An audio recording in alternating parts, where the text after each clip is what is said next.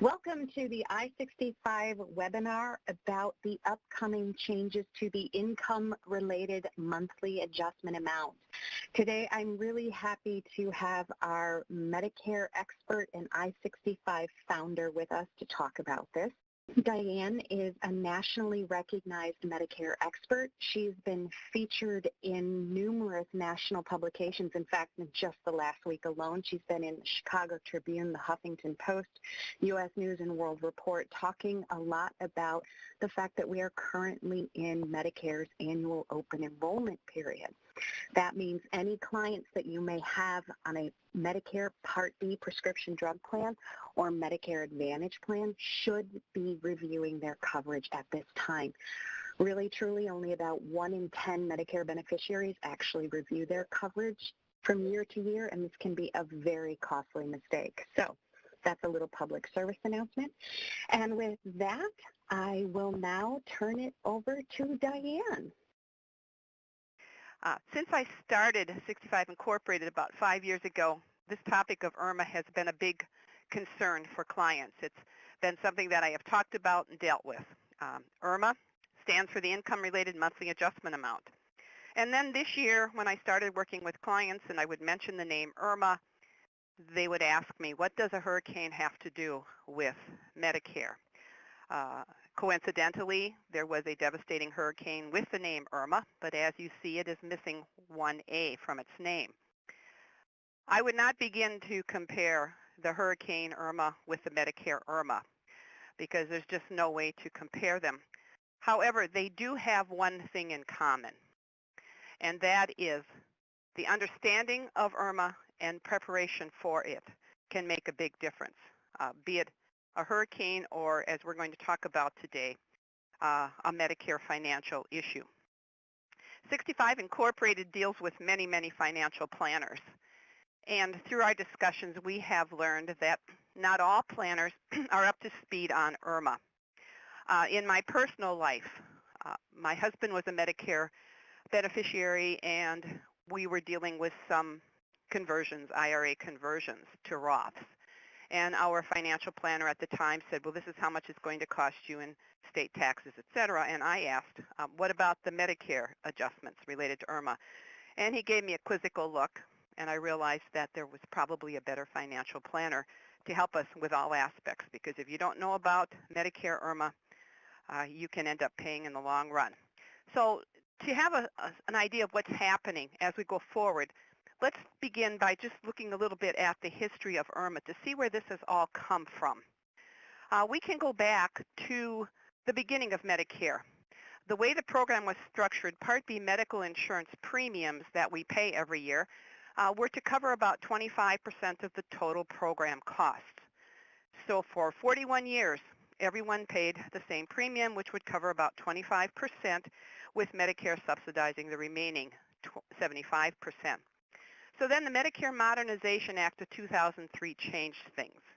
Beginning in 2007, higher income beneficiaries would pay a higher share of the Medicare Part B costs. The adjustments that were put into place would result in a 35 up to 80% premium boost, depending upon the individual's income. And so there, with the Medicare Modernization Act, IRMAA was born, the income-related monthly adjustment amount. And then we can fast forward to talking about Medicare Part D prescription drug coverage. This came into effect in 2006.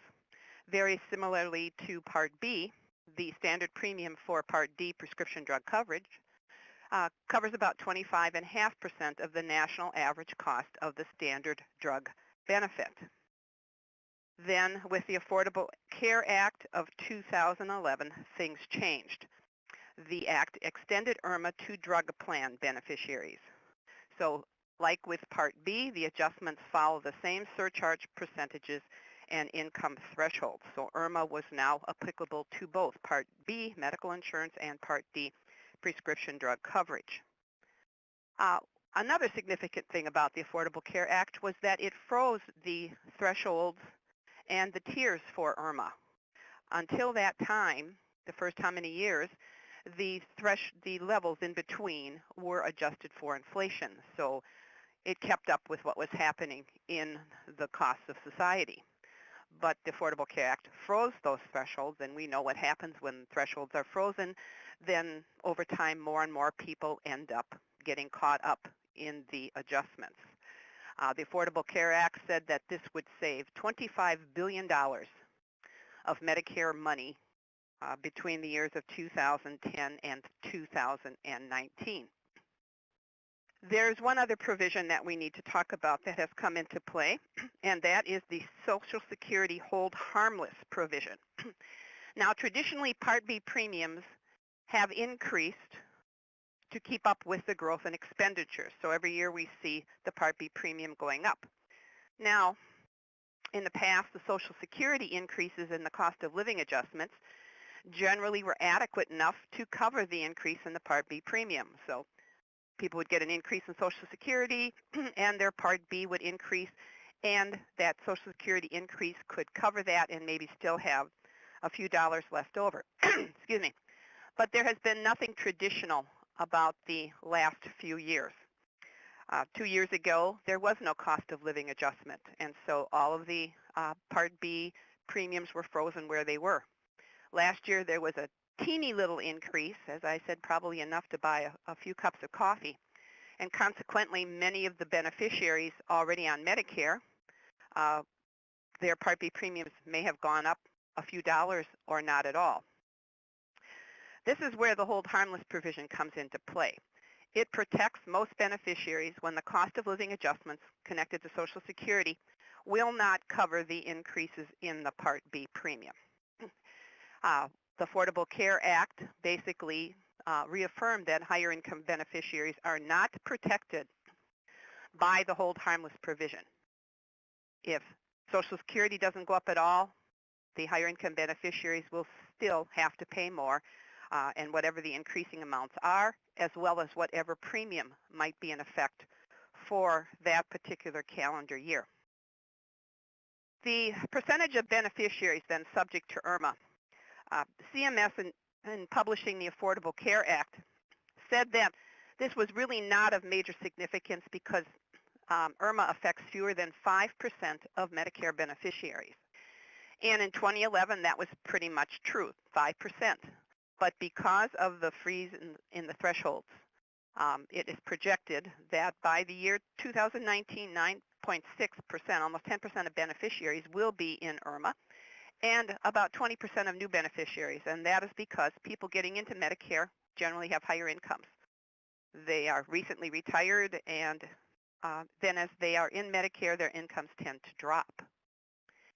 On the Part D side, 4% of people were affected in 2011, and that likewise has jumped to 9% by the year 2019, with almost 11% of new beneficiaries. You could kind of compare this a little bit to the alternative minimum tax, where the numbers have been frozen and these numbers have been frozen. With that little bit of history then, let us take a look at some of the basics about IRMAA.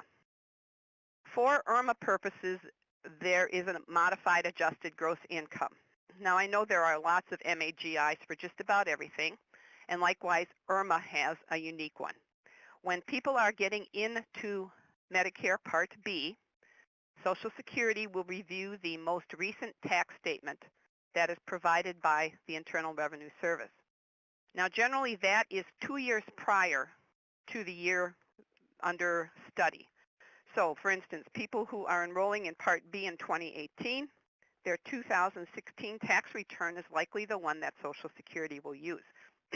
The reason for the 2-year lag is because of allowing people to amend, modify, resolve whatever the problem may be.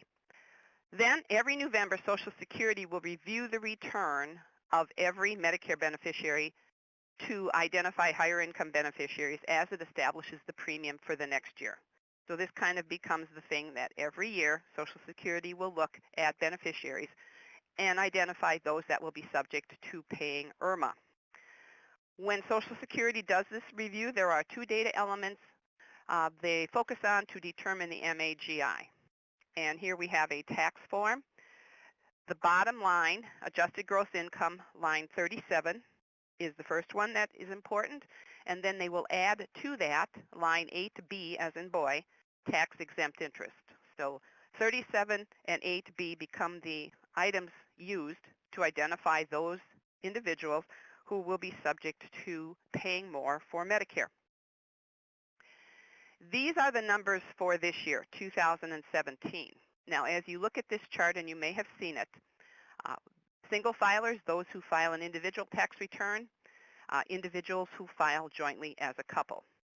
The threshold where IRMAA kicks in is $85,000 and $170,000 for a couple.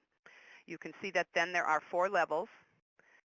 The single filer is half of the numbers for the couple filing jointly.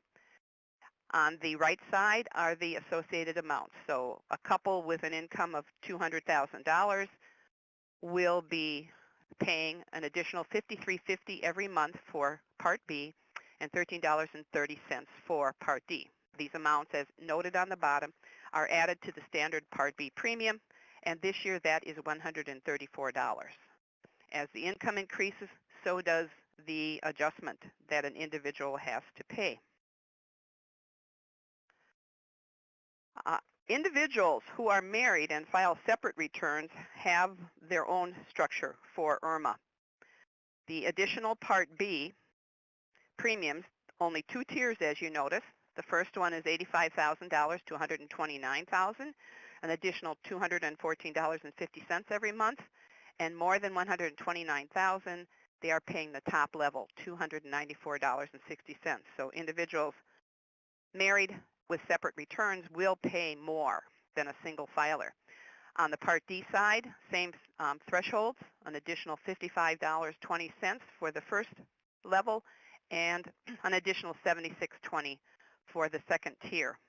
We don't deal with a lot of married individuals filing separately, but we actually did have one couple, and they were not real happy about this additional money. But there are reasons they're filing separately, so this is what the government has done. Just to summarize the IRMAA amounts over the last few years. If we look in 2011, the lowest amount that anybody would pay additional was $46, and the highest amount was $253. So you can see in the last 6 years how those numbers have gone up to $53.50 and almost $295. That's an increase of 16%. On the Part D side, from thresholds initially, or the amounts initially, were $12 to $69.10. This year they were $13.30 up to $76.20. That's an increase of 11%.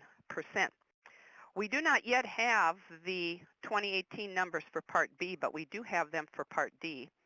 And those numbers are going to drop by a few dollars, and that reflects a decrease in the standard premium for a Part D drug plan.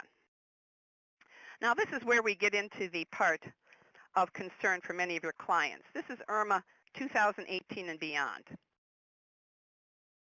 I have not seen very much written about all of the changes and the implications. I went on the Social Security and the CMS websites and didn't find much at all about it recently with the implementation of this coming into effect next year. We have to go back way to 1997 to see where all this is coming from. The Balanced Budget Act of 1997 created what was called the Medicare Sustainable Growth Rate. Now, this was a way to control spending on physician services. At that time, Medicare was very concerned because physician services were just blowing up the budget everywhere. So through the Sustainable Growth Rate, Medicare would ensure that the yearly increase in expense per Medicare beneficiary on the physician side did not exceed the growth in the gross domestic product, the GDP. The Balanced Budget Act then had a conversion factor that would decrease payments to be sure that the expense per patient or beneficiary kept up with the GDP growth. Now, I lived through this on the home health side, and it was most interesting because the first year that Sustainable Growth Rate conversion factor was put into place, the physicians were going to get a cut in their reimbursement.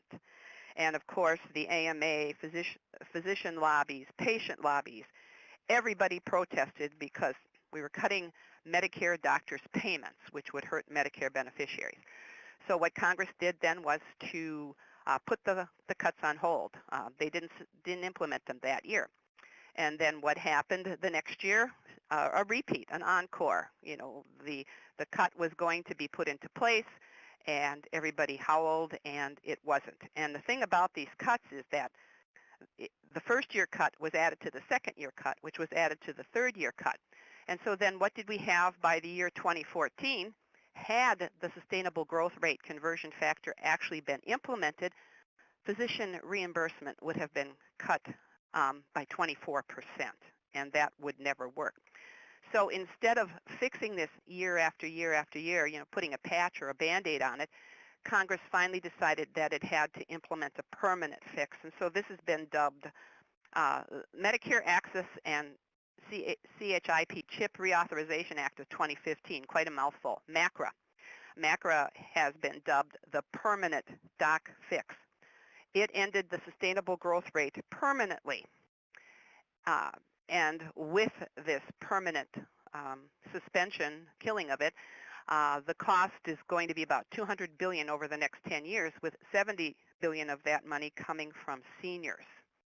The significant changes related to MACRA, specifically on the physician payment side, it implements a program that consolidates 3 incentive programs into one for eligible physicians. A good portion of physician payment is going to be connected to quality and how they take care of their patients, etc., instead of some conversion factor developed by Congress.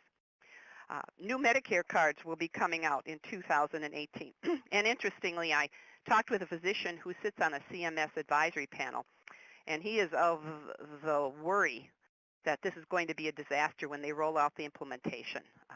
We can keep our fingers crossed it's not, but we will see. The MACRA eliminated the Part B deductible coverage from Medicare supplement plans. Now, if you're familiar with them, you know that Plan F and Plan G cover the Part B deductible. This year, if you have a Plan F or a Plan G, you would not pay the first $183 in Part B expenses. As of 2020, that benefit will be gone, and that reflects Congress's position that a little skin in the game makes people more responsible health care shoppers. Now, again, I don't know if I necessarily agree with that with the senior population, but that is Congress philosophy. And then the most significant change will be the impact on IRMAA, and this is taking effect next year. This is a chart that we put together to show you the redo in IRMAA. We don't yet have the Part B amounts. I suspect, because they say that Part B may not go up very much, if at all, that the Part B amounts may be very close to this year. But what I put in place here is the percentage of the Medicare cost that people in these different tiers will pay. If you look, you will see that we still have basically the 5 different levels. But notice on the bottom, the top tier is $160,000 for single filers, $320,000 for couples filing jointly. On the Part D amount side, we do have those amounts for IRMAA, and as I previously said, they have decreased by a few cents to a couple of dollars. Yeah, the bottom of the slide should say that's going to be added to the standard Part B premium in 2018. I put the current next to the future here on this slide so that you can see. Focusing in on the changes, the gold level and the 2 red tiers. You can see what's going to happen. As I mentioned, the top tier for singles go from $214,000 down to $160,000, and the top tier for couples goes from $320,000 down to from $428,000 down to $320,000. This is part of being able to pay for MACRA and the different changes that come about because of physician payment. The greatest impact then of these changes in IRMAA will be felt by singles who have an MAGI between $135,000 and $214,000, and by couples who have MAGI of $267,000 to $428,000. People above $428,000 were always on the high end, So, nothing's changing for the highest of the high income beneficiaries, just these couple of tiers in the middle. All right, so now that you know what is happening, we will take a look at some of the things that you can do to help your clients with IRMAA. One of the first significant things is to determine whether enrollment in Part B is necessary. This has to do with the timing. And as we talked about in one of my previous webinars, people aren't real sure when they should enroll or if they have to enroll, whatever. So to review very quickly, enrolling in Part B. People who have employer group plan coverage sponsored by a company with 20 or more employees can delay Part B without penalty. They will be able to enroll in Part B through a special enrollment period when they decide that they're going to give up this coverage.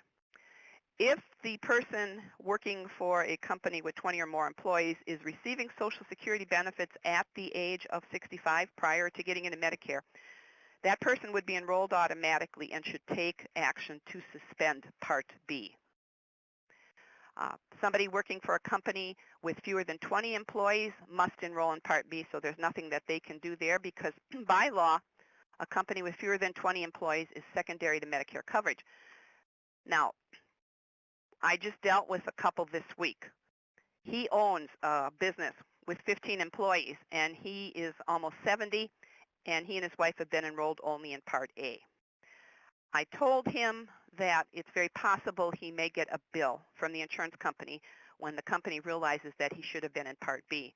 And we have had a couple of clients in the past who have told us, yes, that happened to them. They didn't enroll in B, had a small plan, and they got hit later, usually when a new diagnosis came in and medical costs started to accrue. Any other coverage, be it COBRA, retiree, union, veteran, must enroll in Part B. So people working for a company with 20 or more employees can put it off and thereby save IRMAA. The second way to help your clients is to recognize and respond to IRMAA determination letters. When a person enrolls in Part B, they will get a welcome to Part B letter saying this is how much your standard premium will be. And then not too long after that, they will get a welcome to IRMAA letter.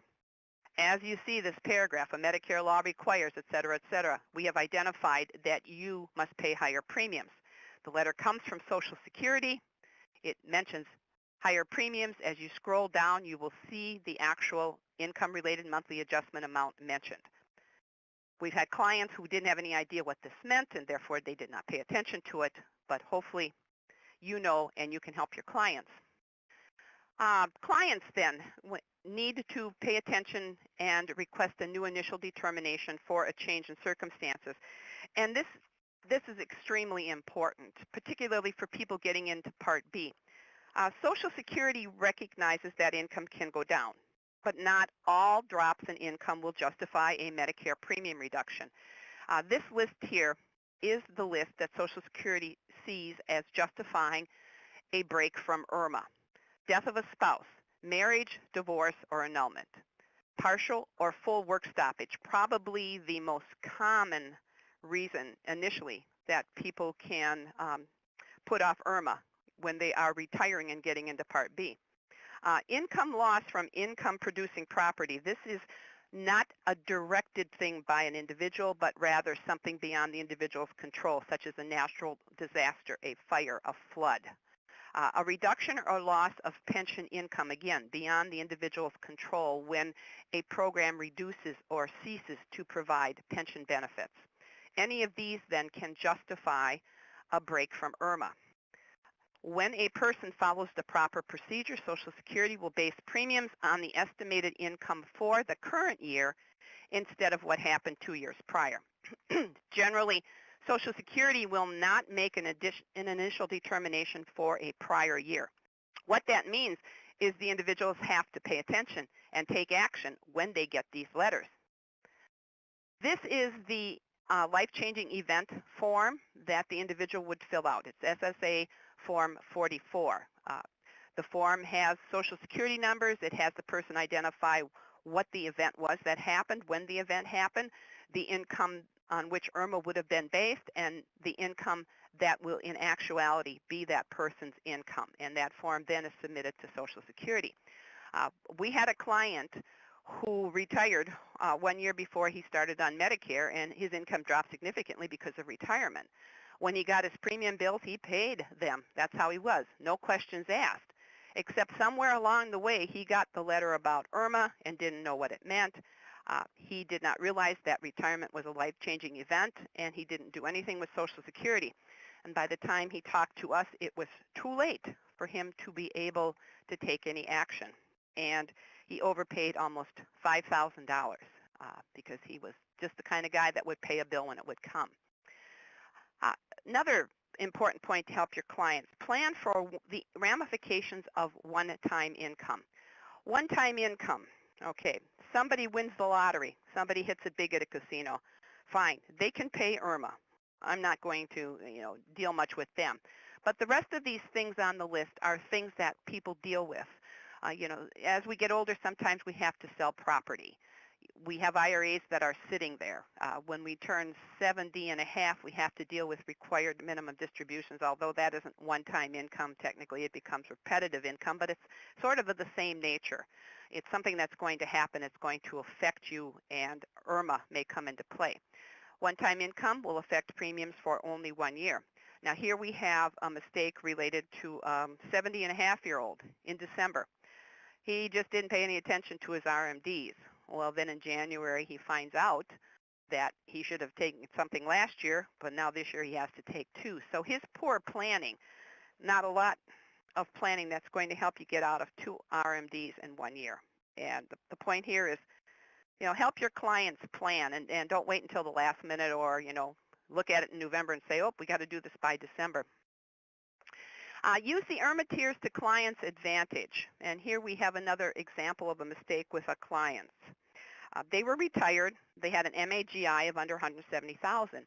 And as I mentioned, they had to do an IRA conversion, which raised their MAGI to $185,000. Now, what they did not realize were there different tiers that exist. They paid an additional $1,600 in IRMAA.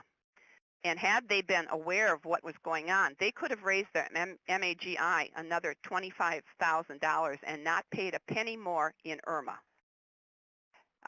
So that's something when you're working with your clients. If they have to do something, then use those tiers and blow it out as much as you can. Then we have know when and how to appeal a determination for IRMAA. There are different reasons why a client would need to make an appeal. Circumstances change, so request a new initial determination. That is what we already discussed. If the IRS provided outdated or incorrect information to Social Security, then the individual is recommended to file an amended tax return or produce a more current one for Social Security. If the individual does not qualify for a new determination, complete and file a request for reconsideration. None of these things are really easy to do, but it's something that needs to be done. Now, this actually is a file that I accumulated on my husband. If something was going to go wrong with Medicare and my husband, it went wrong. He turned 65 in 2011 and 2009. He was working full-time. 2010, he retired in September. So IRMAA was based on 2009. We filed a life-changing event and got the premium reduced in June of 11. Then in November of 11, Social Security looked back at 10 and saw, well, he still had significant income. So sent us a notice of what we were going to pay in 2012, but also retroactively hit him in 11 because we didn't pay enough even though we'd filed a life-changing event. So this is what started this whole mushrooming of paperwork, appeals, etc. It took well over a year before we finally got everything resolved. But it was essential because we're not talking, a few dollars here and there when somebody gets involved in IRMAA. It can really begin to add up. The last part of this is to discuss the pros and cons of dropping Part B and or Part D. And we have had clients say, if I have to pay this much, why do I have to even do these things? If you do not enroll in Part B medical insurance, you have absolutely no coverage for outpatient services, doctors, blood tests, treatments of any type. Also, without Part B, you do not qualify for a Medicare supplement or an Advantage plan. And there is a penalty when you decide you want to get back in. This year it's $13.40 for every year you did not have Part B, and that will follow you for life and change. And a delay in coverage when re-enrolling. You can't enroll until January, and coverage doesn't start till July. Now, on the Part D side, it's not quite as onerous. You would have to pay out of pocket for all prescription drugs, and there would be a penalty when re-enrolling in Part D, and that penalty is 33 cents for every month without creditable drug coverage. I was working with an attorney whose income was at the very top level, and he took absolutely no medications.